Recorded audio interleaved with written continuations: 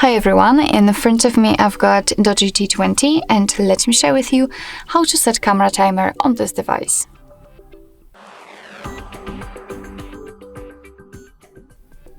So first of all we have to open the camera app, so let's tap on it, and since we are in the capture mode we can enter the settings.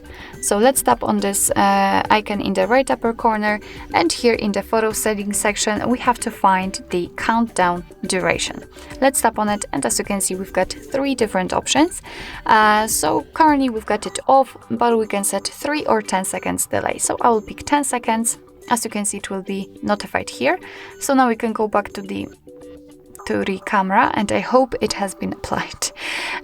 So let's tap on the shutter button, and as you can see your device will count down from 10, and after that time it will simply take a photo. 10 or 3 of course, depending on which option you've chosen.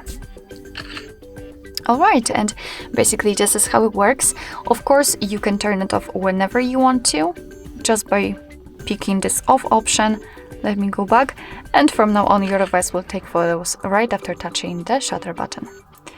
Alright, so basically that's all. This is how to set the camera timer in your DOOGEE T20.